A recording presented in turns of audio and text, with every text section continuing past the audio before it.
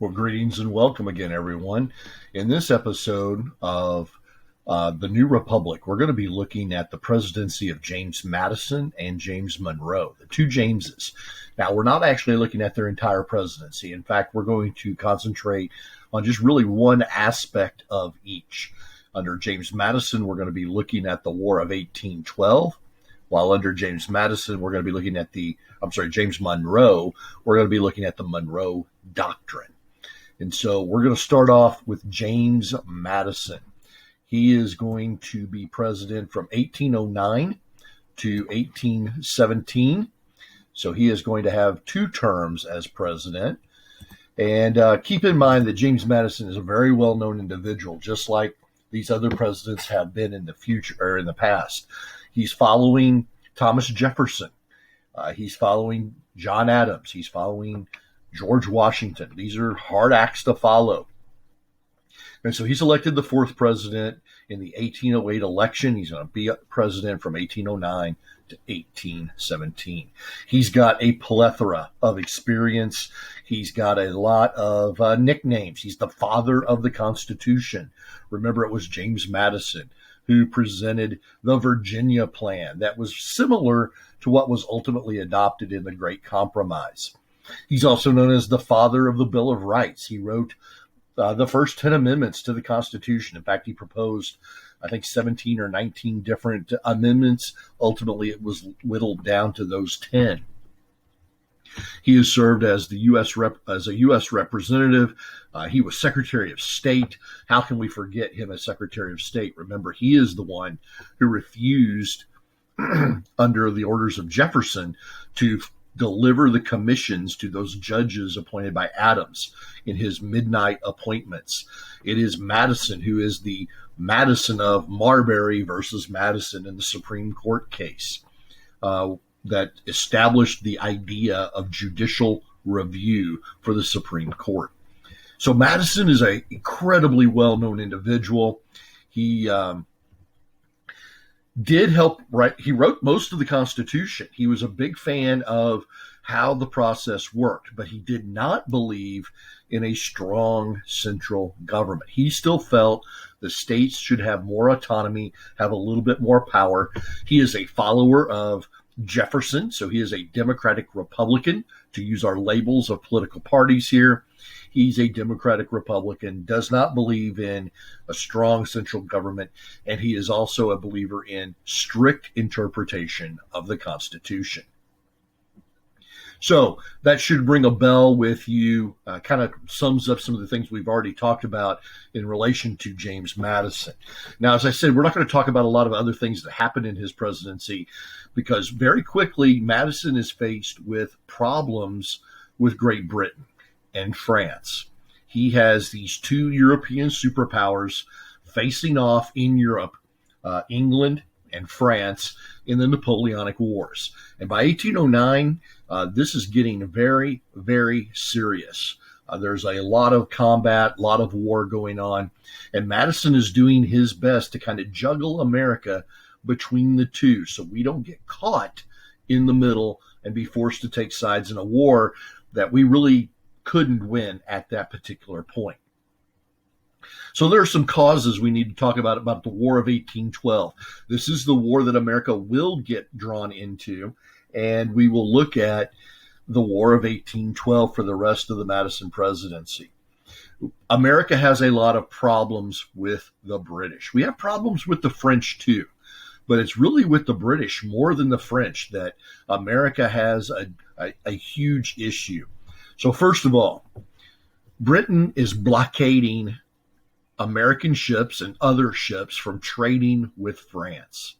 So American ships on their way to France were being cut off, forbidden to dock in France, pick up cargo, and return to America. So Americans are going to claim this violates our neutrality, the neutrality of the United States. This interferes with America's commerce.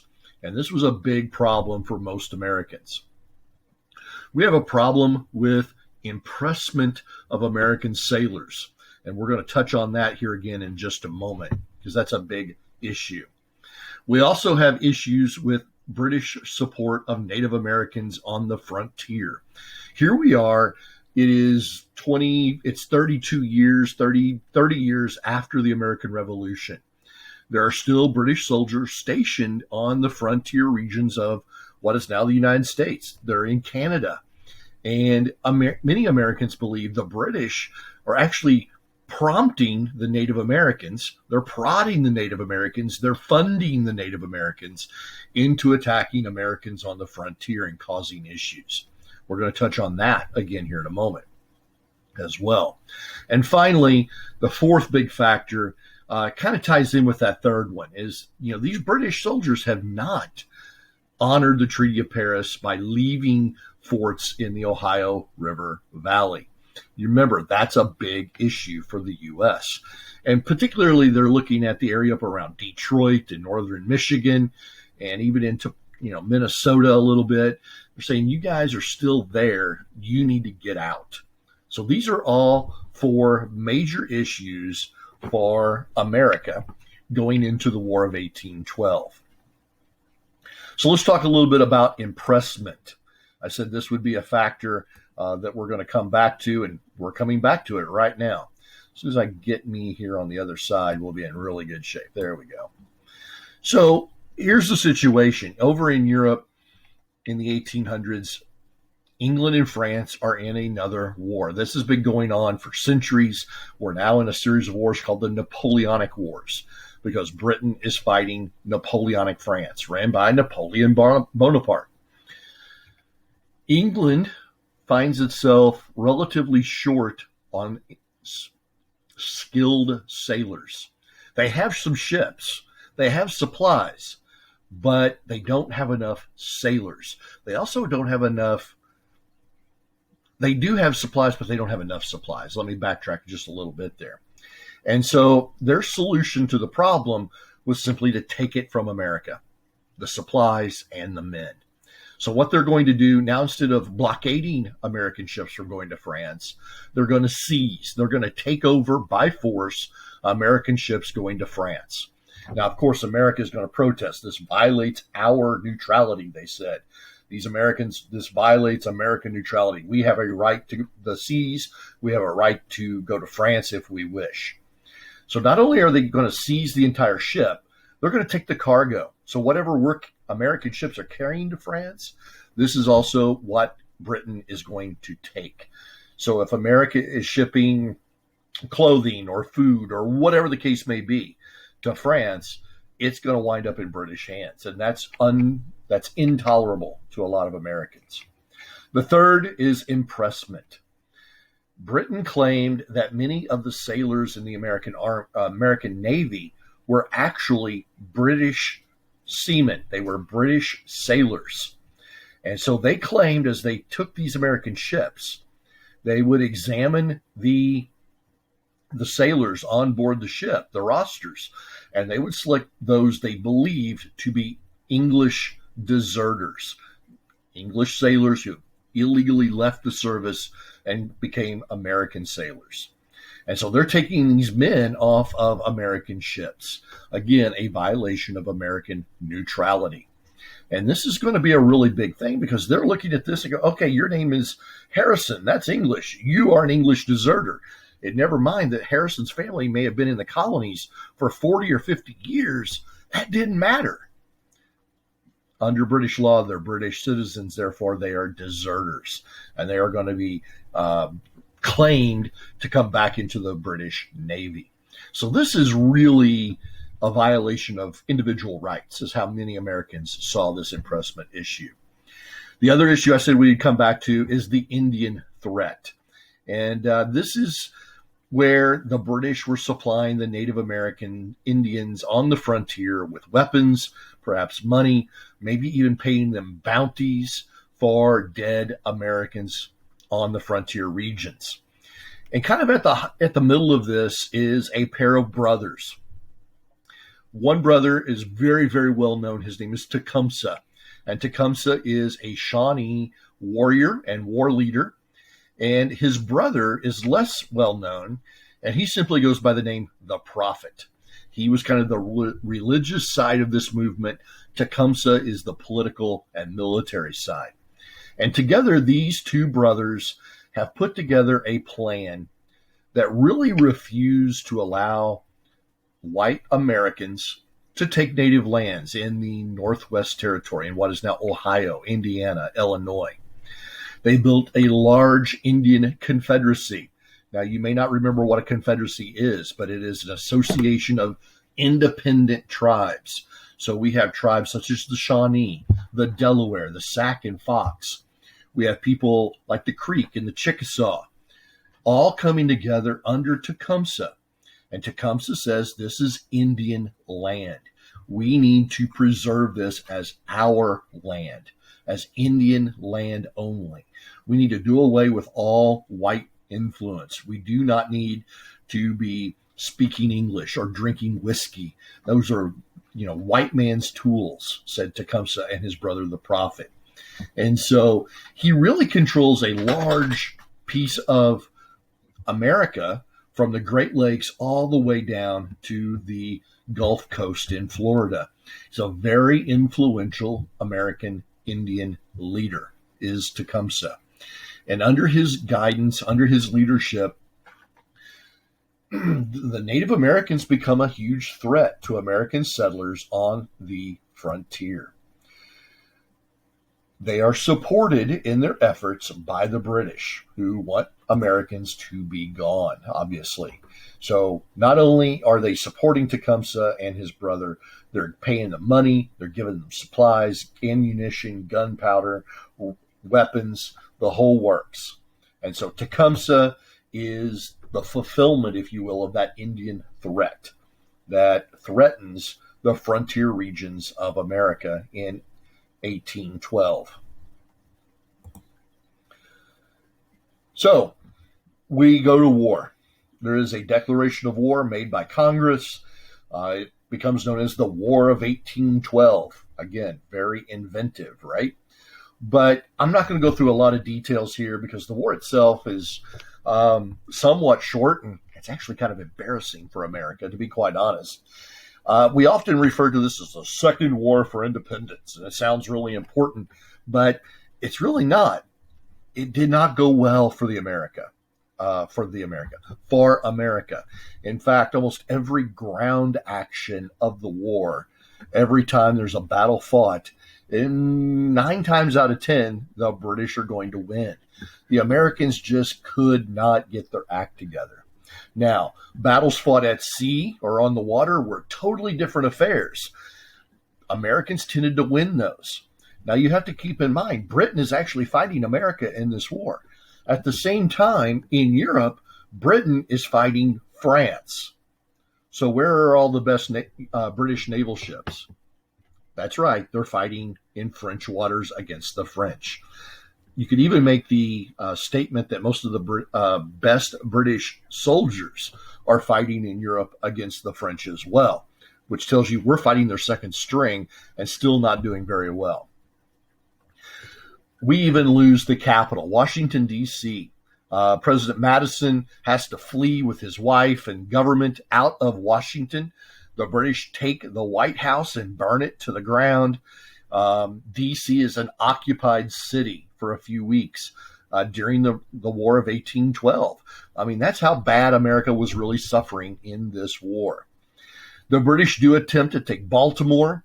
It is protected by a fort. Baltimore is a city in Maryland on the Chesapeake Bay, and it is protected by a fort called Fort McHenry.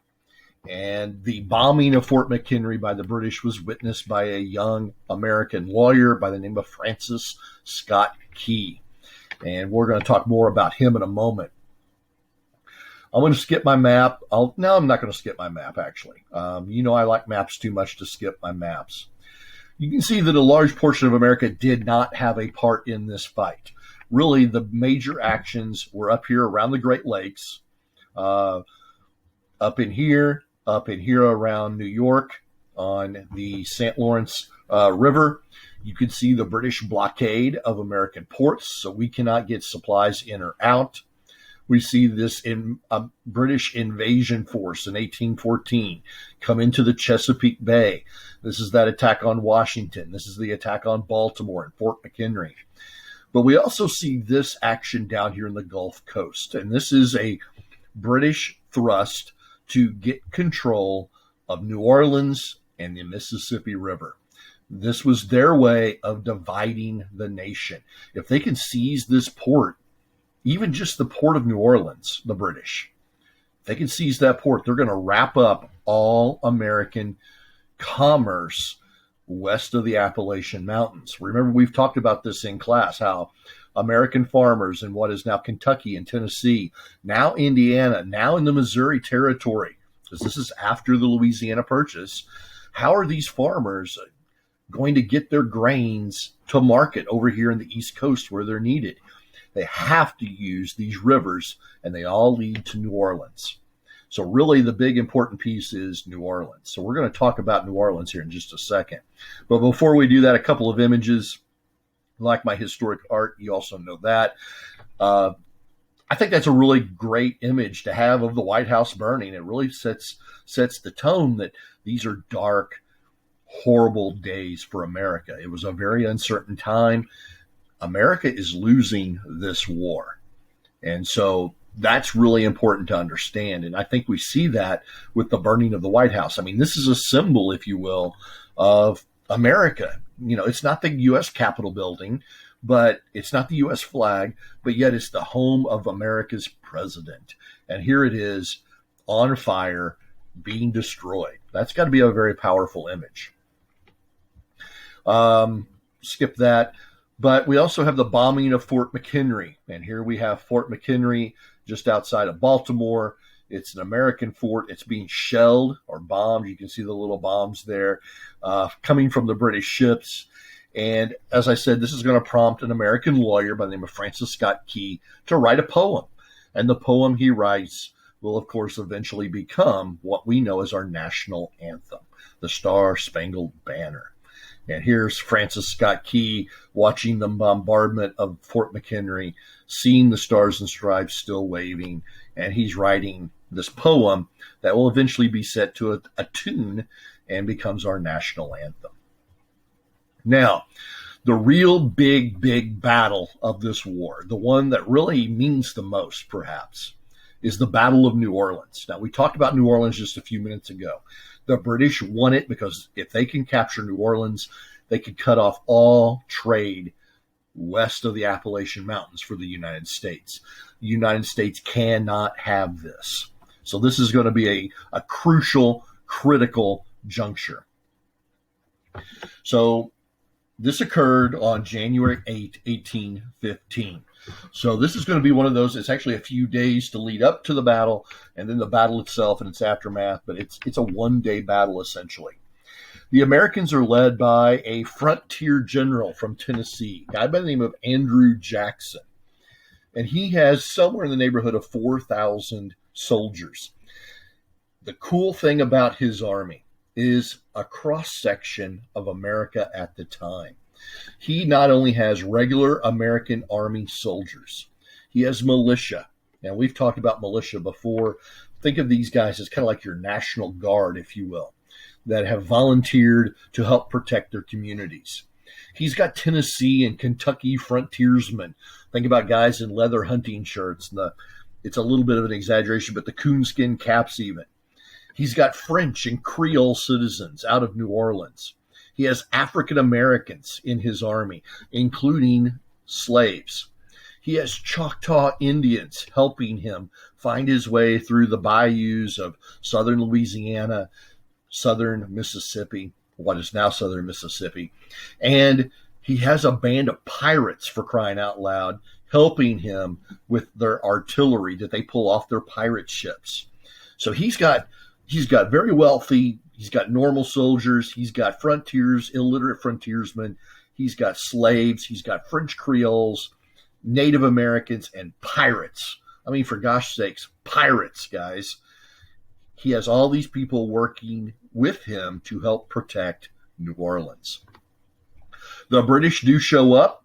They're led by General Edward Pakenham. And Pakenham was one of the better British generals. Now, notice the date is January 8th, 1815. What that means is Napoleon has been defeated. I'm going to say that again. Napoleon has been defeated. Britain no longer has to fight a war in two places. So they pull one of their veteran army commanders and veteran armies out of Europe, ship them by ship to North America to fight and take over New Orleans. Pakenham shows up with 14,000. Look at that disparity in numbers. 4,000 Americans, 14,000 British. Americans are woefully outgunned. They are outclassed in every way, and they're facing off a couple of miles south of New Orleans. The British have to attack across a huge open field about a mile wide, and they have to go across a drainage ditch. They have to climb over bales of cotton, and all the while they are being shelled by Jackson's pirates. They're being shot by Jackson's Tennessee riflemen. And I use that term deliberately, riflemen, not musket soldiers. These guys have longer weapons that have a greater reach. They have a better accuracy than those smoothbore muskets we've talked about before. And so this becomes a killing field for the British. So they're under constant fire. The British will retreat and give up. They've lost 2,500 men. America loses 33. So think about that huge lopsided face-off, 4,000 to 14,000, and huge lopsided losses, 2,500 men to America's 33. Ultimately, this victory at New Orleans catapults Jackson to becoming a national hero. He was known in what we would now call the Midwest. He was known in Tennessee and Kentucky. He was known in Missouri by this time. But he really hadn't made national news yet. And so this really catapults him to stardom, if you will, to being a national hero. And so he is now a household name. The other thing that this does is that it really boosts the American morale, their spirit about the war. We won a huge victory against a potentially dangerous enemy, and we saved the American port of New Orleans, which was very crucial for the Americans to do. However, there's a problem. There's always a problem, right? The problem is, wait a minute, a couple pictures, historical art. Here's that killing field I told you about. You can see the American army here in blue, if you will. You have the British, much more numerous. They are attacking across this huge open field. Guys, these cannons have a range of about 1 mile. And so these guys are under constant fire. They're losing hundreds of men. It's just not a good event for the British. Here's our British trying to storm the cotton bales defended by the Americans. You can see the American soldiers up here. Here's your guy in your leather hunting shirt, your frontiersman, if you will. And here's our hero, Andrew Jackson, heroically at the top of the bale, leading his men, defending against the British. So really painting a very heroic picture of Jackson. Now, the problem with the Battle of New Orleans, it took place after the peace treaty. I'm going to say that again. It took place after the peace treaty. Britain and America had been in negotiations for months in Ghent, Belgium, and they signed a peace treaty on December 24th, 1814. Christmas Eve, 1814, they signed a peace treaty. When was the Battle of New Orleans? That's right, January 1815. So some 20 days later, here we have the biggest battle of the war. We have the most losses of the war, and it all comes after the peace treaty. Now you're going to say, well, why didn't the peace treaty end the war? It did. But how long does it take to go from Belgium to America? That's about 3,000 miles by sea. So we're talking about weeks before news from Europe reaches America. And so this is a drawback of not having modern communications that we think of today. They had to have it in hand, a document, and had to cross the ocean physically for Americans and British to know that the war was over. What did the Treaty of Belgium ultimately do? Status quo antebellum. It's a Latin term, guys. Status quo antebellum. What this means, status quo, means everything stays the same. Everything stays the same. Antebellum means before war. Status quo antebellum. Everything stays the same as it was before the war. So in 1814, we signed a peace treaty that basically rolls back the entire 2.5 years of this war, all the way back to 1812. No one won anything. No one lost anything. Now, something of big importance here. What about the causes of the war for America? What about stopping American ships? Was anything mentioned in the treaty about that? No. What about supplying Native Americans with weapons and encouraging them to attack Americans on the frontier? Was anything mentioned in the Treaty of Ghent about that? No. What about, well, we must have stopped impressment of American sailors, right? Where we took them off American ships and forced them into the British Navy. That had to stop, right? Never mentioned once. And so this did nothing to alleviate any of the causes of the war. It just said, we're done fighting. Everybody go home. No one wins. No one loses. Let's call it draw and move on. Ultimately, the results of the Treaty of Ghent, the war has really encouraged American manufacturing to grow. We couldn't import things from France or England during the war, so we had to make our own things. So this is really the beginning of America becoming an industrial power.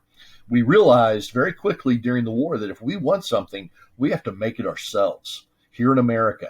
And so American manufacturing begins to grow very, very quickly. So that's a huge improvement. The Native Americans on the frontier, their power is broken in the Ohio Valley once and for all. It's over. Tecumseh and his brother, they're defeated not once but twice. And in fact, in the last battle that was fought between Tecumseh's Confederation and the American Army, Tecumseh himself is shot and killed. The prophet, his brother, is going to survive for a few more years, but he has no power whatsoever. So that Native American threat in Illinois and Kentucky and Ohio and Indiana and Michigan, that threat is now gone. And so that's going to open up further settlement to the American West. Andrew Jackson becomes a major hero. We've talked about Jackson previously. He is now the top man in America. Everybody knows Jackson's name. He is the man to know, to understand. He has just missed running for the election for president in 1814, 1815. So he's going to have to wait a while, but his time will come eventually. But he is now a national hero. And finally, this last one is kind of a myth. But a lot of Americans felt like we stood up to the British. We fought them off. We can fight off the most powerful army in the world. We have faith in America. Did they really win? No. American army was disgraced in many turns during the war. Only at the Battle of New Orleans, signed after the peace treaty, was America really that successful on the battlefield. So that's kind of a myth, if you will. All of this happens under James Madison. So now we're going to turn our attention, now that the war is over, from James Madison to James Monroe. He is going to be president from 1817, so he's going to be elected in 16, and we're going to go to 1825, so he too is going to serve 2 terms. Monroe will be our 5th president. He too is one of the last founding fathers, just like Madison.